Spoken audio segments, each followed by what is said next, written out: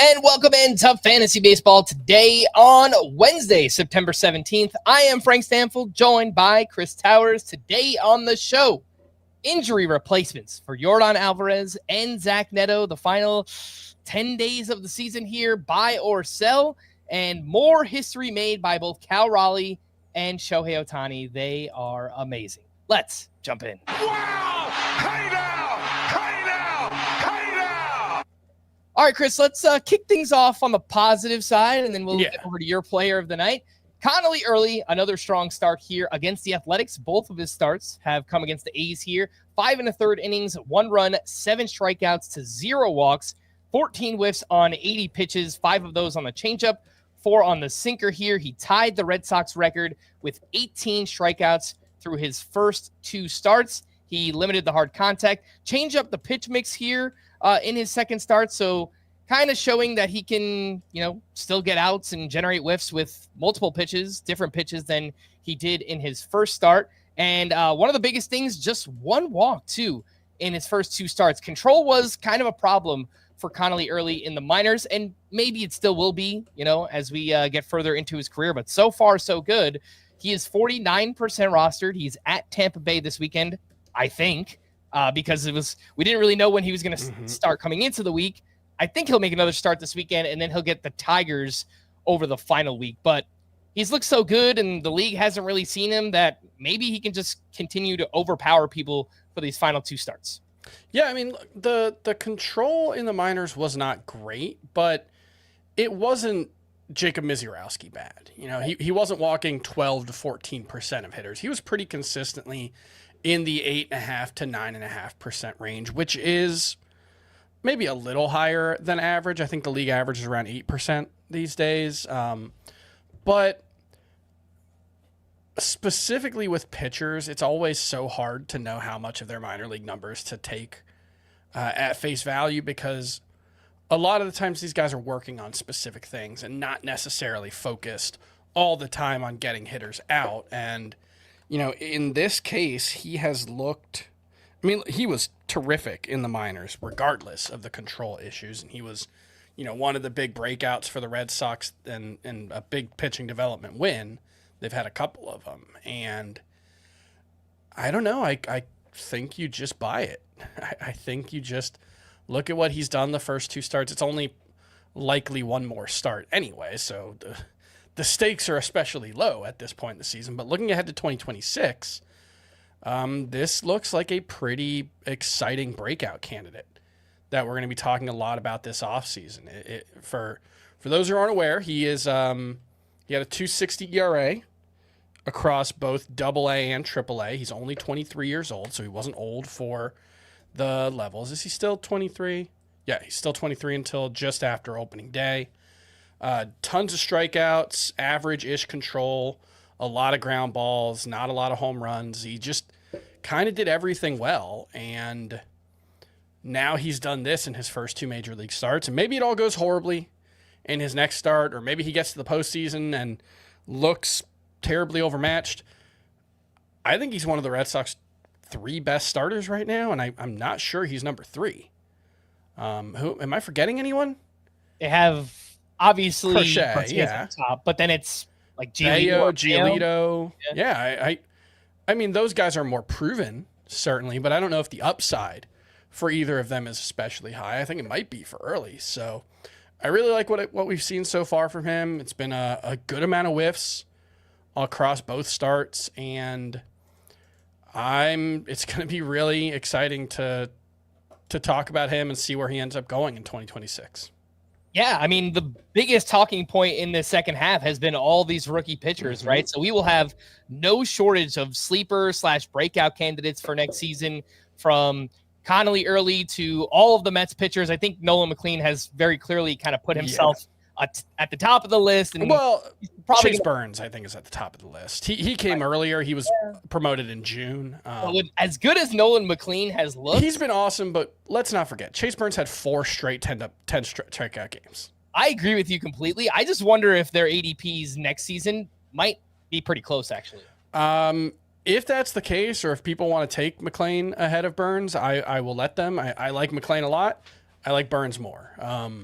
And obviously Mizurowski is in that discussion as well. There's Bubba Chandler and Bubba Chandler finally had a good start. Peyton Tolley will probably be excited about. Cam Schlittler. I know it's gone poorly for Jonah Tong and Brandon Sproat hasn't been dominant, but I'm excited about what those guys have next year too. So, yeah, a lot of these guys in the second half to be pretty excited about for 2026. Matchups aside, who would you rather, I guess, add for the final week of the season? Connelly Early or Trey Savage? Yeah, I forgot about him. Oh man, Savage was really impressive, but yeah, Early sample size is double Savage's, so I'll just go with that one. It's not like Savage was more impressive in his first start. Like, let's not forget, Connelly Early, I think, was the 17th pitcher in Major League history with 11 strikeouts or more in his first Major League start. Yeah, that is incredible stuff. Yeah, I don't think that there is a wrong answer. There could turn out to be one if one of those pitchers gets rocked or doesn't pitch well. But I'll probably just lean with Savage because he's the better prospect. But they both have looked amazing so far. Very small sample size. I get that. Player of the night for you, Chris. All right, let's turn things around. Turn that frown upside down. Wait, no, that would be the other way. James Wood.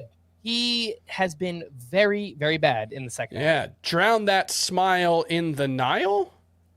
I don't know about that. But yeah, James Wood, it's just he went 0 for 5 with 4 strikeouts in the first game of the doubleheader.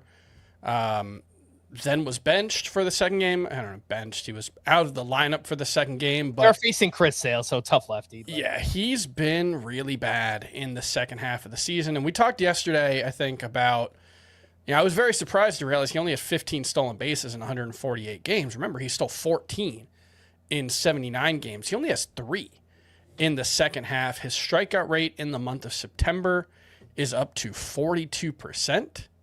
That's really bad. It was 36% in August. That's also really bad. It was 40% in July.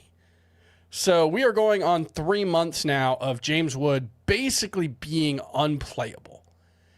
And I'm starting to wonder if he's hurt. Now, there's been, I don't think he's missed a single game. The home run derby. Yeah, the home run derby screwed him up. Yeah, that's no, he hasn't missed a game with an injury in his major league career as far as I could find, but he did have a quad tendonitis issue in the spring that delayed his start.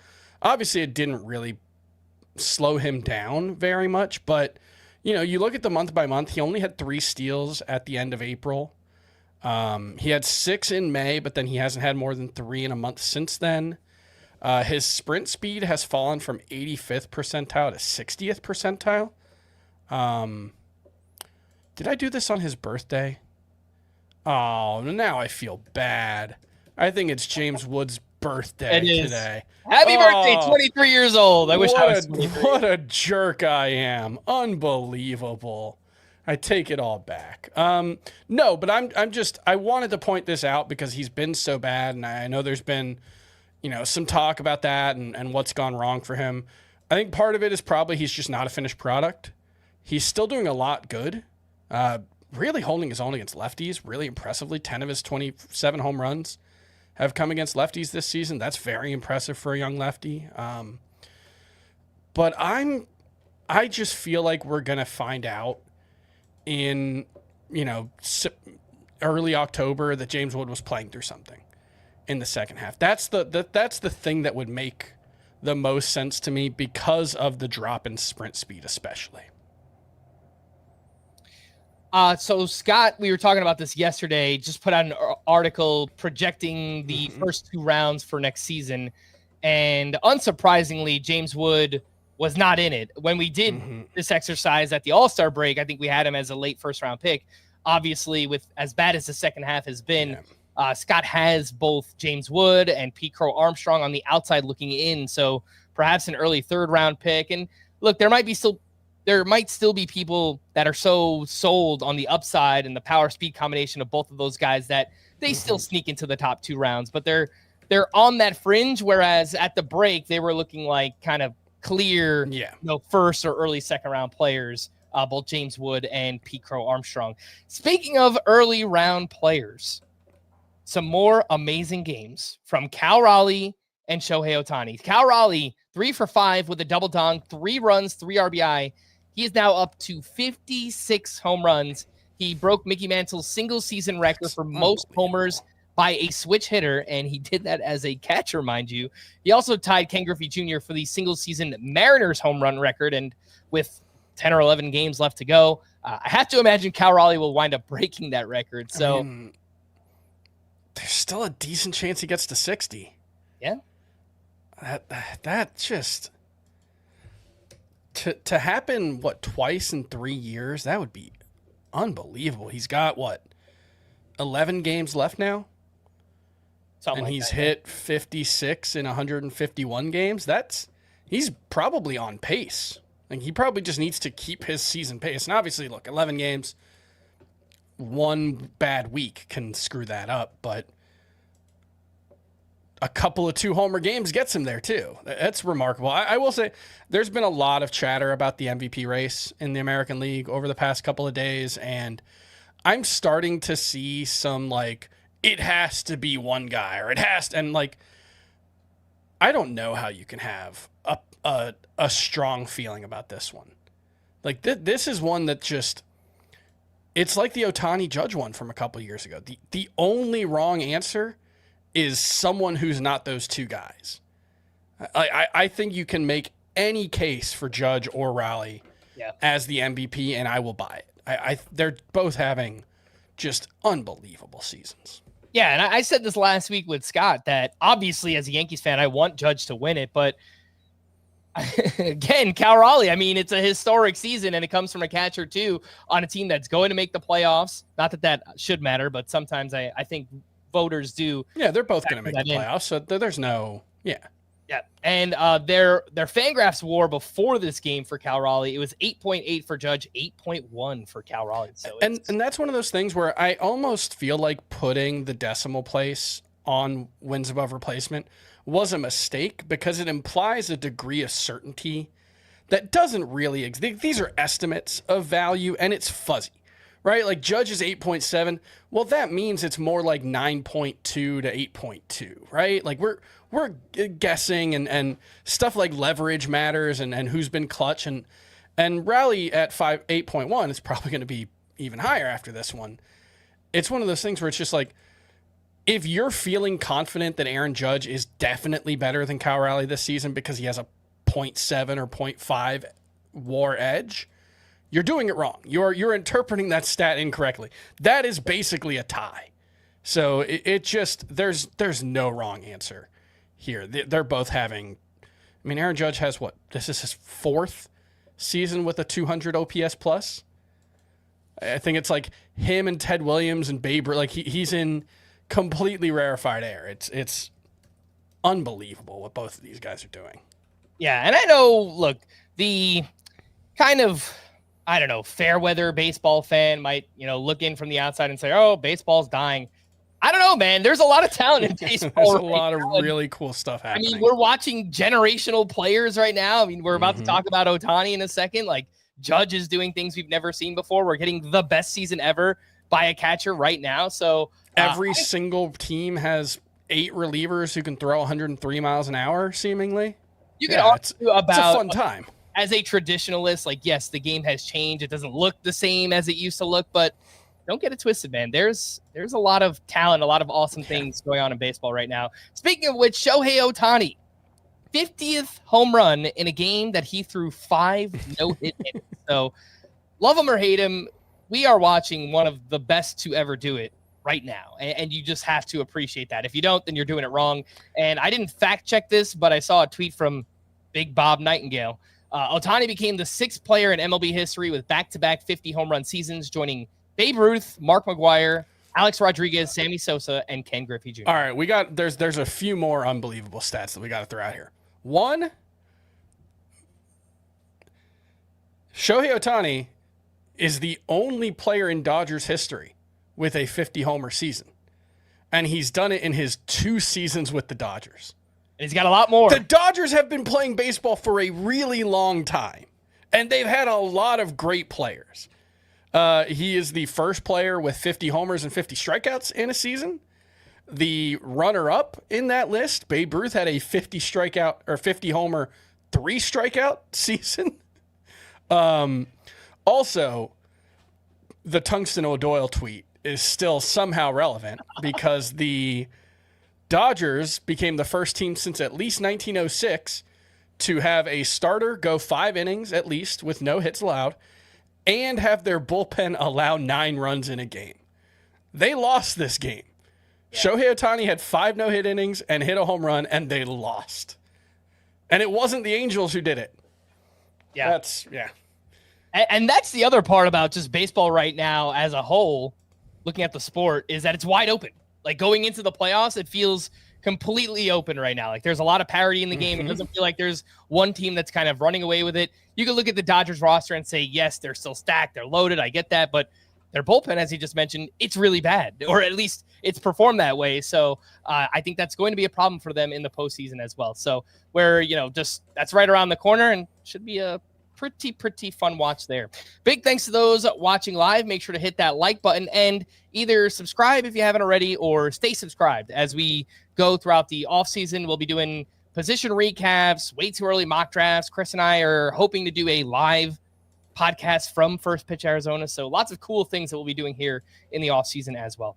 Let's take that break and we'll be back right after this. You can't count on Derek's tongue skills. Oh, Tony, I think it hit the ground. But you can always count on Sundays with the NFL on CBS and Paramount Plus.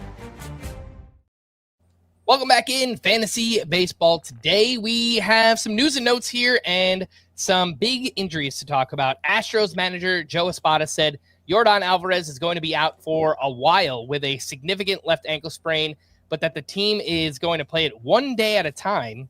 He has yet to be placed in the IL, and good thing that we have an organization like the Astros that we can completely trust everything that they're saying when it comes to injuries. They definitely have never messed this up before. I think you definitely take the under on time missed when it comes to the Astros for sure. Yeah, like he has a significant left ankle sprain. He's not playing for the rest of the regular season. I'll just tell you what Joe Espada is saying right here. They're hoping he's back for the playoffs. That's basically it.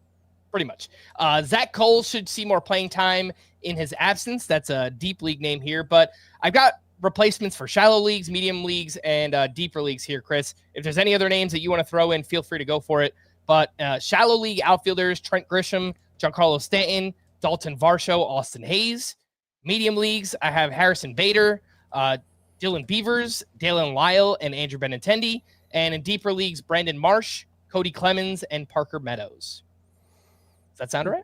Those all seem like pretty interesting names. Part of the problem is we're at that point in the season where Dalen Lyle should be much more widely rostered than he is. Yeah. There's just a lot of dead teams out there who might not need. But he's showing some really interesting skills, has had really high line drive rates throughout his minor league career that suggest that maybe his high batting average might be for real. That's Dalen Lyle. I've talked a ton about Dalton Varsho being under rostered and Austin Hayes as well. I think both of those are still right around 50%, right? Yep. Should be higher. Yeah. There's some guys out there for sure. And Zach Neto was also placed in the IL with not also because Yordan hasn't, but Zach Neto was placed in the IL with a left hand strain retroactive to September 13th. And same thing here. Shallow league replacements. I have Colson Montgomery, Otto Lopez, and Matt McClain as options. Medium-sized leagues, Jeremiah Jackson, Jake Cronenworth, Brooks Lee, and Hassan Kim. And in deeper leagues, Jared Triolo, Chase Mydroth, and Blaze Alexander. It is really, really hard, as I have learned doing a waiver wire column every weekend. It is really hard to find options at shortstop who aren't widely rostered. So it's a bad position to need replacements for because you're either a difference maker or you're kind of nobody. Brooks Lee's okay. Hassan Kim, I think, is fine. Obviously, you'd prefer Montgomery or Lopez if they're available. Wilson Contreras has been diagnosed with a mild right bicep strain. He missed Tuesday night, will be out on Wednesday, and if he's not better by Friday, he will go on the IL, and that would end his season. Good thing here is there is no shortage of catcher replacements. Take your pick from Drake Baldwin to Samuel Basayo, Kyle Teel is still only like 50% rostered. Yep. Yep. So, Edgar Caro's doing stuff still. Carter Jensen had a huge game today, 2 home runs. He's been looking solid at least. Had a big breakout season at AAA. So, yeah. Catcher, I don't know. I did my catcher rankings and like Logan O'Hoppy's 22, Dalton Rushing's 23. Tyler Stevenson was like the number 12 catcher coming into the season. I don't even think he's going to be top 24 this season. It's a Ryan Jeffers has been decent. He's way down there. It's a fun time at the position for sure. Tarek Skubal is officially listed as the starter for Thursday's game against the Guardians. Bo Bichette could be back in time for the playoffs, but it sounds like he will miss the rest of the regular season with that PCL sprain. Trevor McGill will be re-evaluated after feeling soreness following a live batting practice session. Daniel Palencia joined the Cubs for their road trip in Pittsburgh and threw off a mound on Monday for the first time since going on the IL. He's currently out with a left shoulder strain. I get that he joined. I hear that he joined the team, but with a shoulder strain, I just do not think he's going to be back for the regular season. I could be wrong about that, but I feel like another one where they're just hoping to maybe build him back up and have him ready to go for the postseason, if that. Francisco Alvarez left Tuesday's game after getting hit by a pitch on his elbow. That sucks. That guy is just so beat up right now, man. How many times has he been hit by a pitch this season? It feels like all of his injuries have come from that. It's been pretty crazy.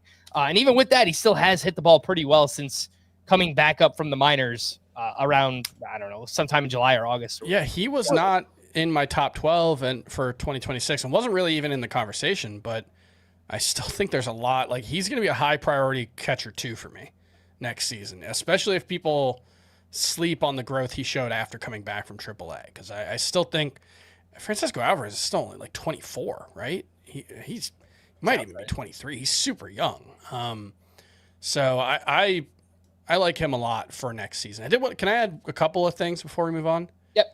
I saw Josh Hader talked for the first time about his injury. I think he's another one probably not going to be back for the first round of the playoffs, but he's aiming for maybe the second or third round if they make it that far. Hopefully not. And I wanted to add on Shohei Ohtani. He got 5 innings, pulled after 68 pitches. I saw a lot of grumbling about that on social media. That was known. They talked about this, I think, a month ago. Yeah, they said he won't throw more than 5 innings. Won't throw more than 5 innings in a start. It's either 80 pitches or 5 innings, basically, whichever comes first. So, as frustrating as that is, that's what was going on there because he only threw 68 pitches before being pulled from that no-hit bid. Edward Cabrera will face hitters in a simulated game on Wednesday. He's been out since late August with an elbow sprain. Seth Lugo has been shut down from throwing for a few days after experiencing discomfort in his back following a bullpen session. Tyler Soderstrom has missed 4 straight with groin tightness, but I saw he appeared as a pinch hitter, and I think he had a RBI double in that game. So maybe back in the lineup Wednesday or Thursday for Soderstrom. Seiya Suzuki has missed 5 straight with an undisclosed illness. Anthony Volpe returned to the lineup after missing 6 straight with that shoulder injury. Xavier Edwards has missed 3 straight with a wrist injury. Jose Quintana has been diagnosed with a mild left calf strain. And the Pirates promoted, you guessed it, another catcher prospect, Rafael Flores, whom they received from the Yankees in the David Bednar trade. He's 24 years old, had a nice season in the minors, 280 batting average, 22 homers, 88 RBI, 6 steals, and 825 OPS. Exit velocities are not impressive, but overall, it was a great offensive season for him. So it's not really actionable for leagues now. I mean, maybe NL only leagues with 2 catchers or something like that, but let's see what he can do. And maybe he's trying for the Pirates opening day catcher job next season. And just want to point out, I don't know, half the league, this is an exaggeration, but there are several recent Yankees catcher prospects out there. I don't know what the Yankees have done with their player development, but they are just churning. Carlos Narvaez was a Yankees catcher. Agustin Ramirez was a Yankees catcher. Now Rafael Flores. And obviously the Yankees have Austin Wells and Ben Rice, 2 very good catchers in their own right. I don't know who is in charge of catcher development in the Yankees organization, but that dude needs a raise. And they have another one that they traded away to the Giants in the Camilo Doval trade. Yeah. Jesus Rodriguez, who's supposed to be a really good hitter as well. So perhaps we'll see him making an impact with them next season with the Giants there. Some waiver wire hitters to run through here and quickly talk about Trent Grisham. Hit his 31st home run, 3 RBI. He has 10 home runs in his past 25 games. He's also hitting just .213 during that span. So perhaps selling out for power a bit. He's up to 76% rostered, shallow league name, Yordan Alvarez replacement, as I mentioned earlier. Samuel Basallo, 1 for 4 with his 3rd home run, 2 RBI, 3 hard hits in this game, 2 over 106 miles per hour. Just wanted to take a second to evaluate what we've seen from Samuel Basallo so far. Obviously, small sample size. He's hitting 188. He has 3 homers, 615 OPS. He actually has had some big real-life moments, walk-off hits and things like that. The exit velocities are interesting, but lots of ground balls so far. So what have you made so far, Chris, from Samuel Basallo? We have talked a lot about over the past couple of years how most prospects seem to need about a month, maybe 2, to get their feet under them at the major league level. And I would think that especially holds true for catchers. It's not always true. Agustin Ramirez was very good right from the jump, but Kyle Teel was an example of a guy who took a little while to figure it out. And I think when you're looking at Basallo, the most important thing is just he doesn't really look overwhelmed, right? He hasn't made a huge impact yet, but the strikeout rate, 22%, that's manageable. He's hitting the ball hard. You'd like to see him elevated a bit more, but all in all, given his age, I think he's just 21 and just turned 21, if I'm remembering correctly. And given the situation that he's in, playing catcher at the major league level when he was expected to be more of a DH, I think you have to be very happy with what we've seen from Samuel Basallo, even if he hasn't been an impact player. He's not going to be a top 12 catcher for me in 2026, at least not at the moment. I do have him right behind Gabriel Moreno, who's number 12, and Adley Rutschman, although I think that's going to be an interesting one for 2026 as well. Yeah, and he'll especially be interesting, Samuel Basallo, for next season in regards to his playing time, because if we get some kind of indication that he's just going to be their DH or first baseman, and he has that added, those added plate appearances, that'll just boost him up even higher as a catcher for fantasy. So would like him to get exactly 20 appearances behind the plate next season. No more, no less. Yeah. And then 142 at DH and first base. That would be the ideal. I would love to see that. You mentioned the name. Kyle Teel stayed hot here, 2 for 5 with his 8th home run. All 8 of those homers have come here in the second half, where he's hitting .303, 24 runs, 27 RBI, 2 steals, 876 OPS. He's 46% rostered.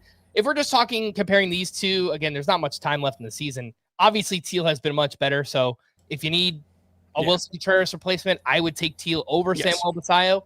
But man, just another one on a long list of interesting catcher names. Yeah, and I have Teel in the top 12 right now. He's number 11. I think less upside than Basallo. It's hard to see Kyle Teel being the best catcher in fantasy.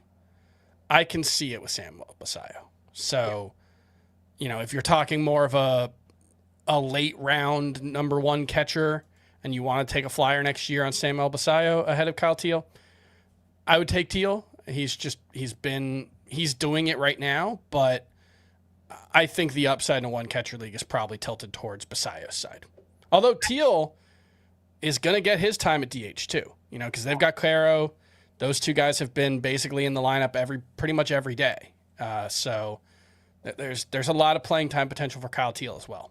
Yeah, I think he can come close to being a kind of JT Realmuto light. Yes. Maybe a little bit more batting average upside, I think, for Kyle Teel. Maybe a little bit less power, something like that. But I would say more like the early career JT Realmuto, where he was more of like a 8 to 12 stolen base guy, but I think Kyle Teel has that potential. But, JT Realmuto early on in his career was basically hitting like 275, 280 with 15 homers and 8 to 10 steals most seasons. Yeah, I think that's pretty reasonable and might be underselling Kyle Teel a little bit.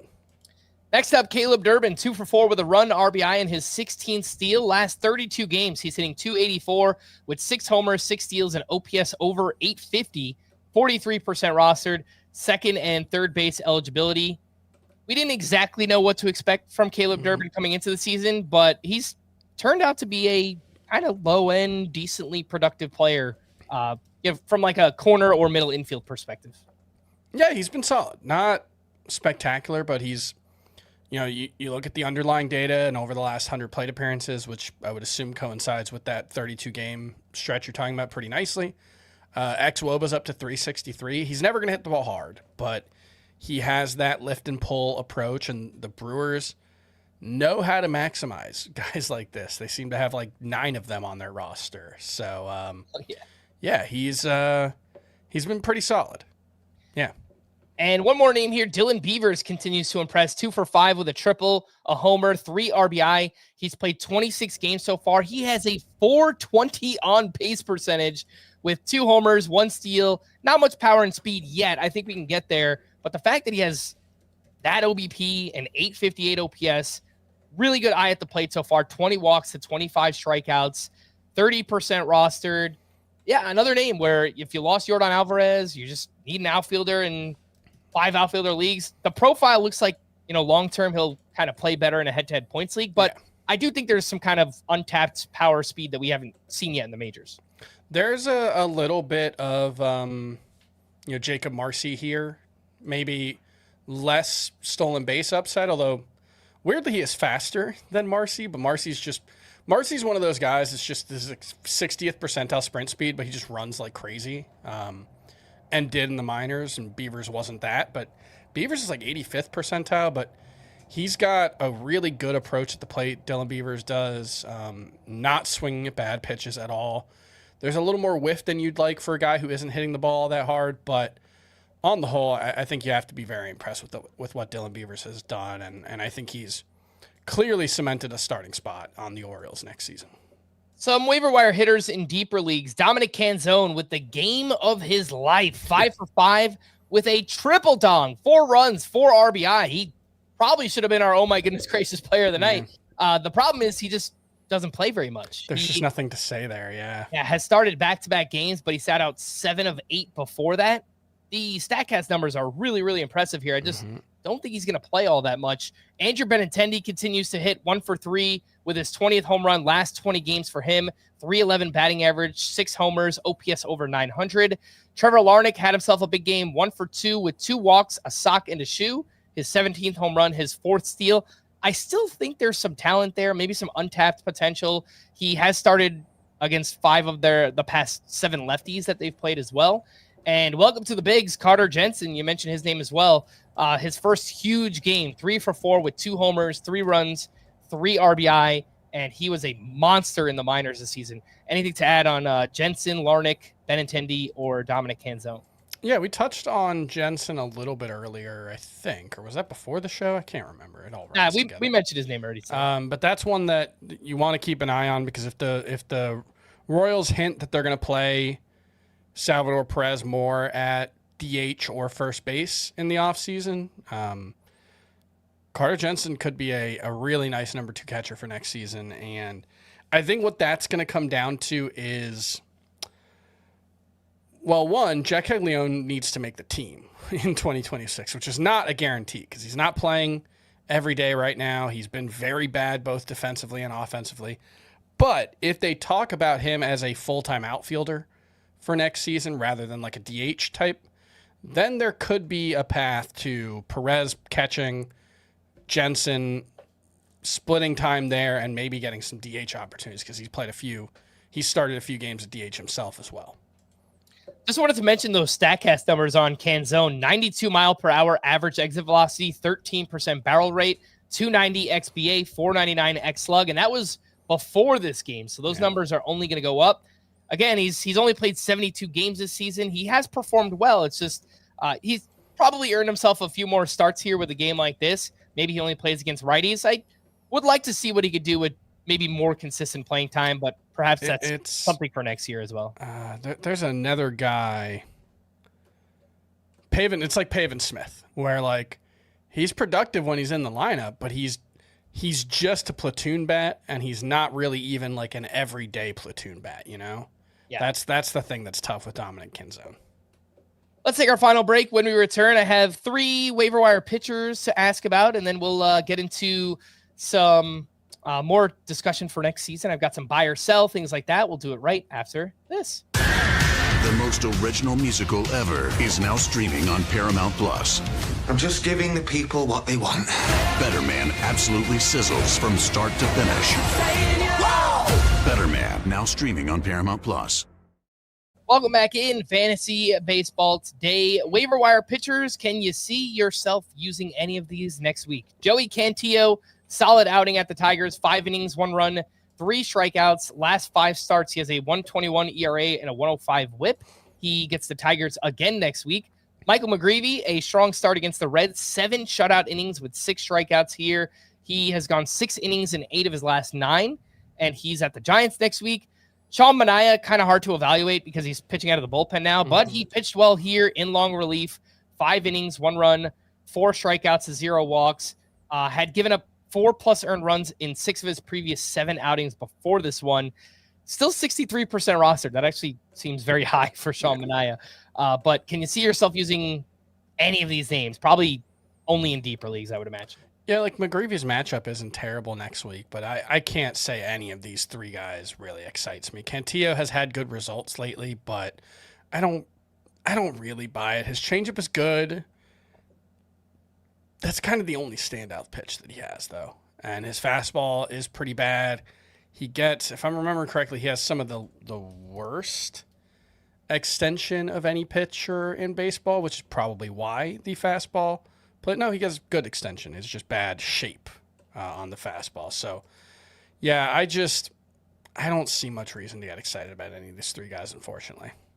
All right, we had some rough pitcher outings here on Tuesday night. Paul Skeens against the Cubs. We're not used to seeing this. 3 2/3 innings, 7 hits, 3 runs, 3 walks, 6 strikeouts. He still had 13 whiffs on 92 pitches.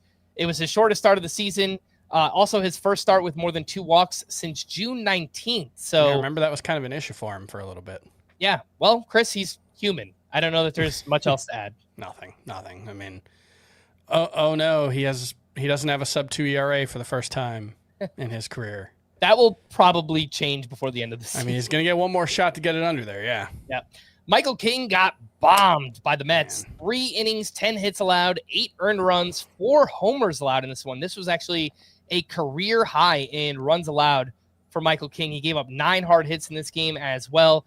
He's at the White Sox this weekend if you throw him out there for the 2 starts, and then gets the D-backs next week. So I don't think that I would want to use Michael King against the D-backs next week. So here's what I'm struggling with, right? Is like, we're going to talk about Yuri Perez, I assume, at some point. He's great. He was great. His last 2 starts have been good. And those 2 starts came immediately after we were like, you can't use him. You just can't use him right now. And that was reasonable. And then he's had 2 good starts in a row. The same thing could happen with Michael King. It's something that I've talked about a lot lately, but long-term track records are generally more predictive than recent trends, even though it doesn't feel like that should be the case. But that's assuming that talent is static. And Michael King has missed a lot of time with injuries this season, including 1 to his shoulder. It was a nerve issue in his shoulder. He has 5. Let me see if I can remember it. I wrote it down earlier. 5 strikeouts to 3 walks with 12 earned runs in 10 innings over his last 3 starts. And that's a long timetable because one of those was his first start back from that elbow issue. And then I can't remember what the second injury was.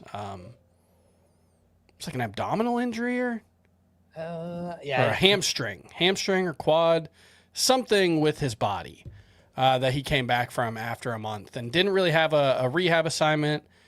And I would probably try to avoid him for his final 2 starts if I could. It was a knee injury. Okay. A knee injury there. I told you it was something with his body. Yes, that you did tell us that. Cam Schlittler struggled with control at the Twins. 4 2/3 innings, 4 runs allowed, 5 walks to 6 strikeouts, only threw 55% of his pitches for strikes. And yeah, this is now 2 of his last 3 starts have been very bad. Obviously, he was great before that. He gets the Orioles this weekend and then the Orioles again in the final week. So where are we at on Cam Schlittler? I'm inclined to give him the benefit of the doubt, especially because in this one it was the control, and that hasn't really been an issue for him so far in his major league career. So I think it's okay to give the benefit of the doubt on that one. He had a pretty good walk rate at the minor league level, was 8.4% as well. So I think this is one of those stuff happens kind of starts. Next up, Merrill Kelly got rocked at the Astros. 3 innings, 9 hits, 6 earned runs allowed, and 8 starts before this with the Rangers. 3.19 ERA and a 1.08 WHIP. So this kind of feels like another stuff happens with Merrill. And he's got the Twins next week. I'm starting Merrill Kelly. The only thing I'll add about the Twins right now is that they're pesky, man. They are, and their numbers actually kind of grade out pretty well over the last 14 days. They are 6th in WOBA as a team. Okay. So they're, it's a lot of guys that are kind of trying to prove something. And Yeah, so I mean, it's like, like and they're playing like it. So Cody Clemens is doing a lot of work right now. It is hard to buy into, but that's noted. I would still expect Merrill Kelly to bounce back. I just got distracted. I saw a stat. Over the past 10 games, the Dodgers starters have a 1.75 ERA while averaging 6 1/3 innings per start. The bullpen has a 7.36 ERA. Oh, That's it's not going to get it done. That's bad. That's bad. It's not good. Ryan Pepiot was terrible at his first start after dealing with fatigue. Remember, he missed his last start because he was dealing with that. And against the Blue Jays here, 1 2/3 innings, 4 hits, 4 runs, 3 walks, 3 strikeouts, threw just 59% of his pitches for strikes. It's a tough matchup. The Blue Jays are a great offense, but obviously he didn't have much here. He had 3 straight scoreless outings before this one, and before he got scratched with that fatigue. He's home against the Red Sox this weekend and then at the Blue Jays in the final week. So don't think I want to do it with Pepiot either. I don't love that. Yeah. I'm trying to find it. Did he have a similar situation last season where he kind of ran out of steam and they skipped a start or two? Don't remember off the top of my head. No, I'm not seeing anything. He had a left leg injury. He had that infection in his knee last summer. That was weird. Yeah, I said it during the To Stream or Not to Stream segment yesterday, I think, or whenever we talked about him.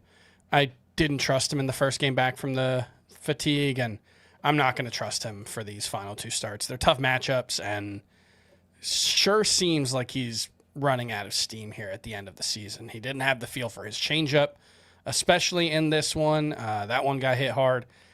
It was actually kind of one of those ones where you look at the overall start, and obviously the results were bad, but he actually didn't give up a ton of hard contact. It was just, seems like bad sequencing, I guess, but overall he didn't pitch well. And the control was bad. He 3 walks and an inning and 2/3. So, and then given that it was coming back from the fatigue and the start missed, I think it's reasonable to just try to avoid him if you can.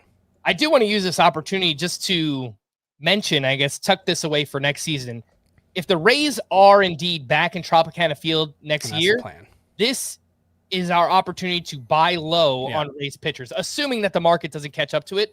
But I absolutely can see being back in on Ryan Pepiot or Shane Baz or Ian Seymour as a sleeper / breakout if they're pitching in the Trop next year, because again, that is a ballpark that has been more conducive to strikeouts and stuff plus. It kind of levels up pitching all around. So yeah, I'd be looking to buy back in on Rays pitchers again next season. Yeah, just for some context, Tropicana Field had the 3rd best park factor for pitchers in the 3 years preceding this year, and that included the 2nd best park factor for strikeouts. So it's not exactly clear what the physics are behind that, but pitches move differently at Tropicana Field. The best explanation I've seen is that it's the only completely closed stadium. It's the only full dome, not retractable, and so it's the only fully climate-controlled stadium. Yeah. And so there's a lack of wind or a lack of air, whatever the explanation is, that causes pitches, and specifically fastballs, tend to play much better at Tropicana Field than they do elsewhere. Buy or sell? First up, we have Chris Sale, who was filthy at the Nationals. 8 shutout innings with 9 strikeouts to 0 walks. He has exactly 9 strikeouts in all 4 starts since returning. He has a quality start in 3 of those 4 outings as well. Chris, buy or sell that Chris Sale will be a Hall of Famer? This one actually doesn't even feel like a tough call to me. I think Chris Sale's fairly obviously a Hall of Famer.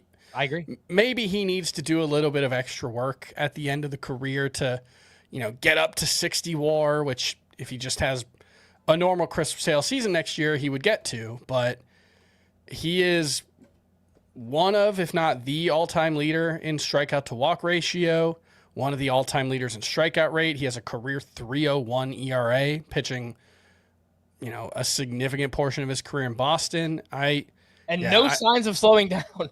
Yeah, no, that's the thing, is that he's had all these injuries, but when he's on the mound lately, he remains phenomenal. I thought you were going to ask that if he's the number 4 SP for next season, because I think that's where I'm going to land.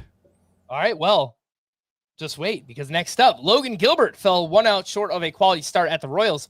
5 2/3 innings, 2 runs with 5 strikeouts, 11 whiffs on 89 pitches. Did give up some hard contact in this outing, but he has allowed 3 earned runs or fewer in 5 straight.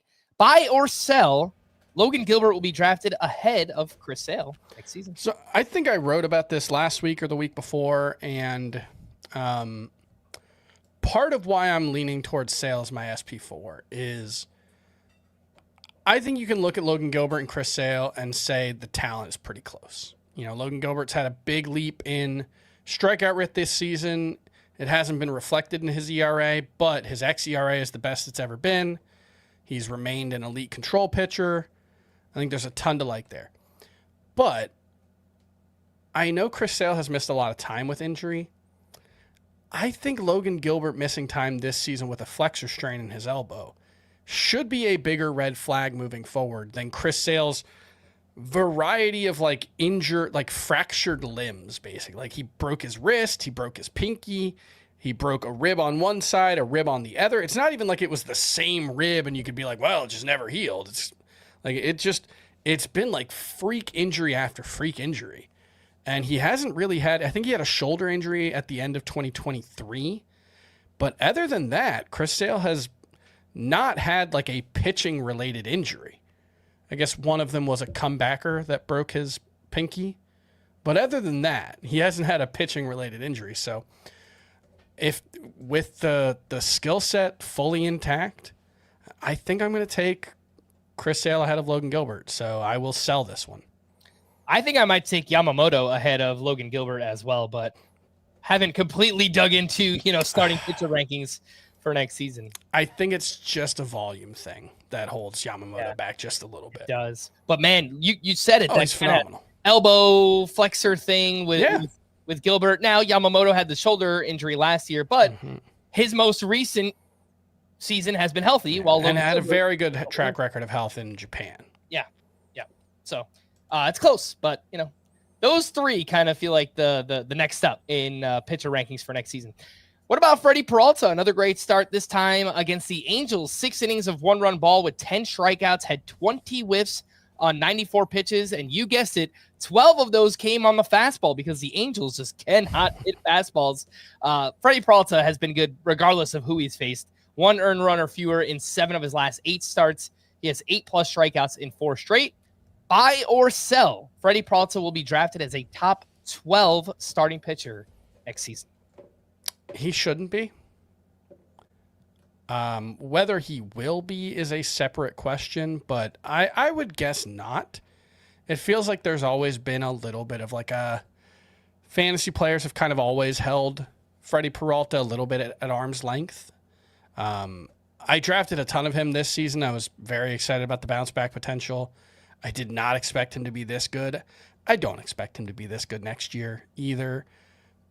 And this is a guy who has missed a lot of time. He's had a lot of trouble. Even when he's been healthy, this is going to be, if he gets there, the first time he throws 180 innings in a season. Now, he's made 30 starts in 3 straight seasons, so that's a good sign. But he's one of those guys whose whip has often been less helpful than you'd think. He's probably more like a 3.35 to 3.50 ERA pitcher. I think he's really good, but I think coming off of a season like this, he's got a little bit of that Blake Snell, Dylan Cease thing where I think you want to buy him off the dip and sell him at the height of his price.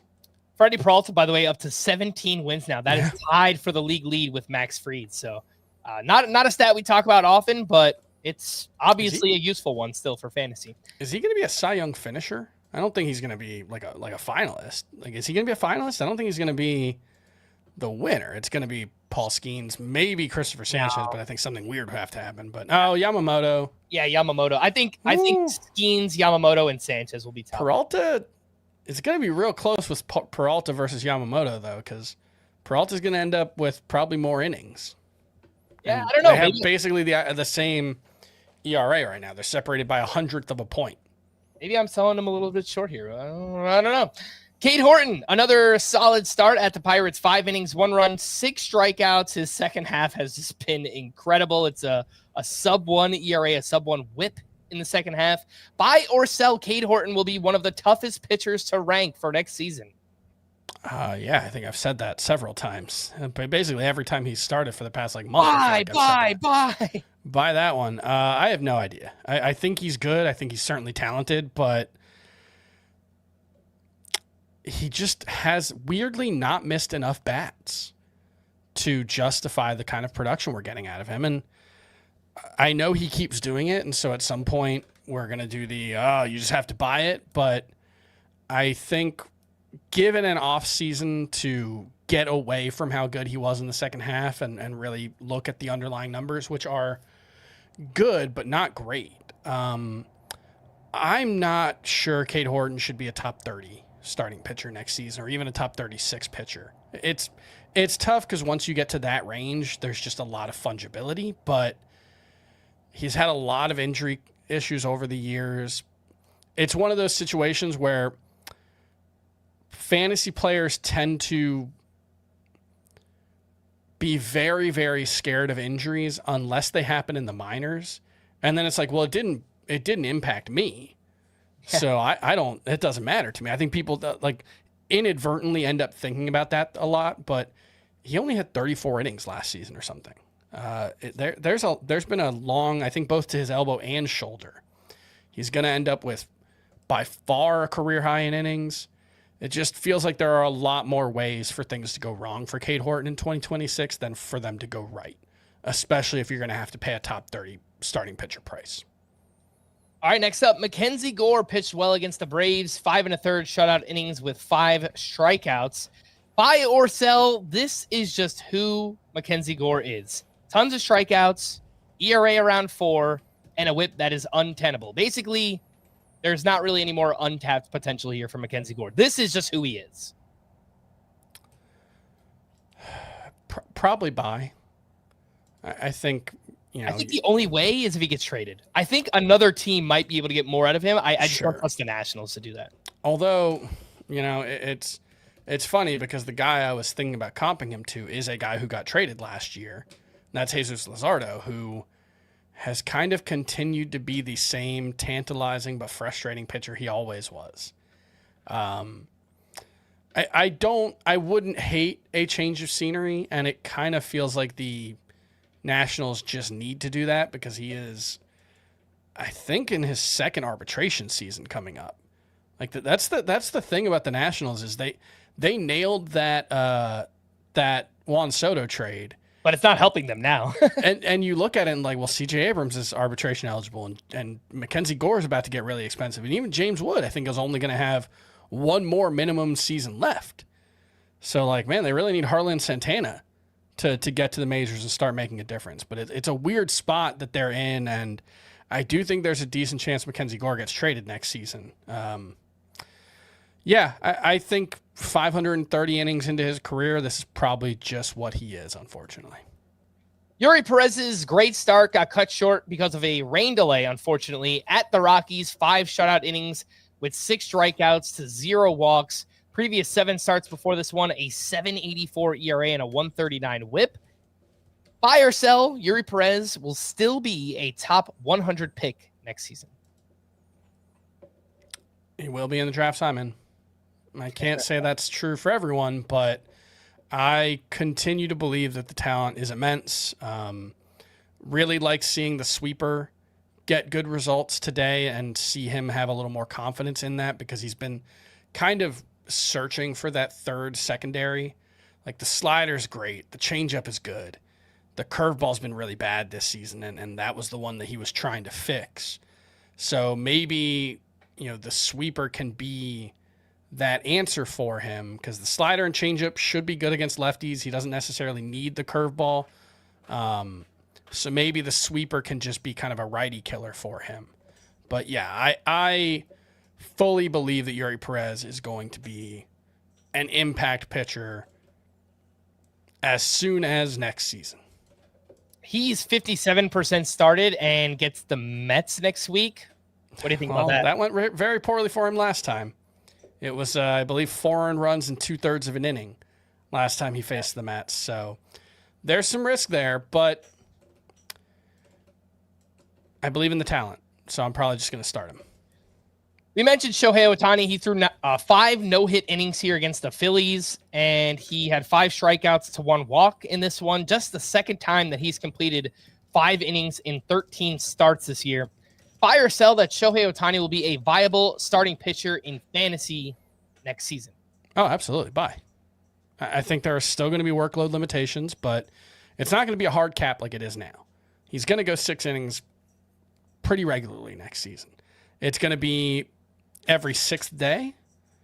But he looks awesome. He looks, he's had these starts where like the fastball is getting tons of whiffs. He's had starts where like the curveball looked real. I think he struck out Harper on a nasty curveball today. He's incredibly talented. So I do think Shohei Ohtani, in a league where you can use him as a starting pitcher and you don't have to make that choice, is probably going to be a top 40 starting pitcher next season. All right, let's wrap up here with some leftovers on the hitting side. Jurickson Profar went 2 for 7 with a home run across the doubleheader, having a huge second half here. And in just 70 games played, he has 14 homers, 53 runs scored, 9 steals, and an 835 OPS. So has been amazing since coming back from that suspension. Michael Busch, 3 for 4 with his 29th home run. And he's kind of struggled since the start of August.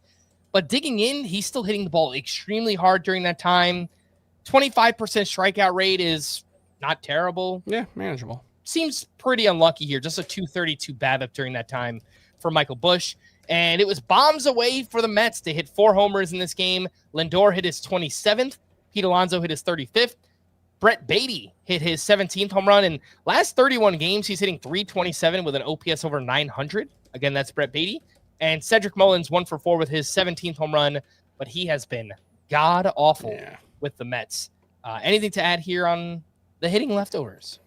Busch, I have started that first base ranking as well. I'll be writing about that for tomorrow's newsletter, and I think there's a really interesting right outside of the top 12 grouping at first base, and I'm actually not sure, I have Tyler Soderstrom's 12th, but I don't know if he should be ahead of Michael Busch and Spencer Torkelson and Kyle Manzardo. That whole tier feels very similar to me.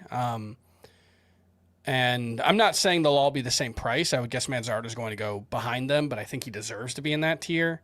And Yedi Diaz is also in that tier. He's having another solid season. But that's an interesting one because Torkelson's an everyday guy. Soderstrom's basically an everyday guy, although I assume Soderstrom's going to be first base eligible. I actually did not check that one. I just looked it up. He played 49 games there. Okay, so he will be. Yeah.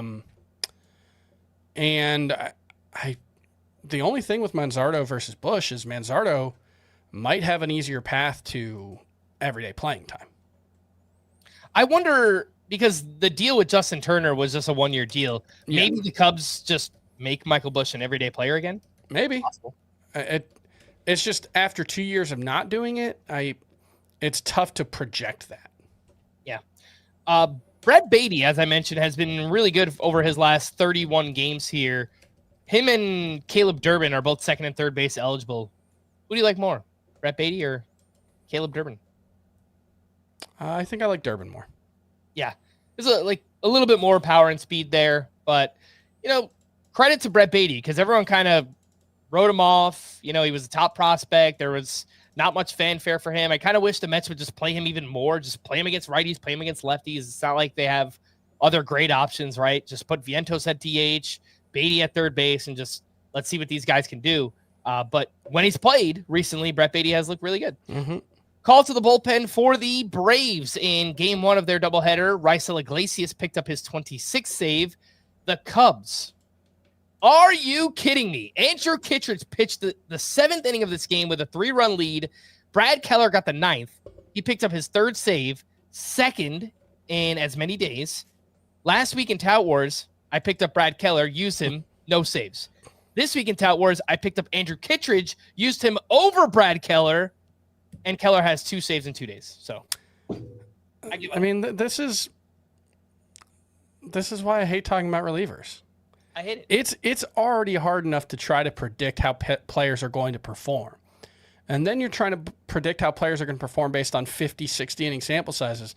But not only that, even if you get how they perform right, that is not the most important thing for relievers in fantasy. Because it's what some other guy is going to do and what order he's going to use these guys in. And it's not always the best guy gets the best situation. So it's frustrating, man. It's really hard. When I saw the box score for this game, I sat and stared at my computer screen for a minute straight, just shaking my head. It's a minute straight. Nothing against Brad Keller. It's just the decision that I made to use him last week and now bench him this week, and he has 2 saves in 2 days. It's just so God.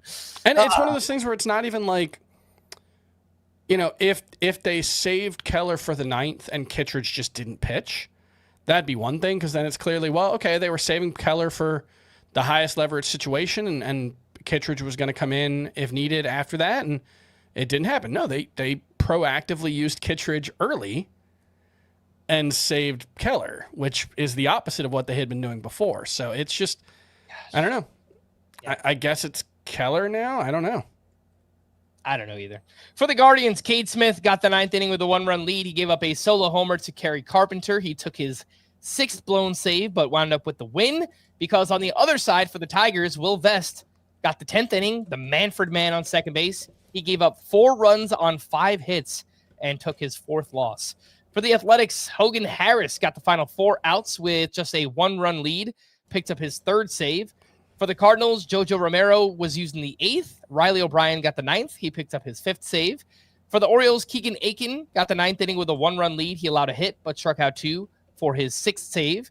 For the Yankees, David Bednar got the 9th with a 2-run lead. He gave up a solo homer, but picked up his 25th save.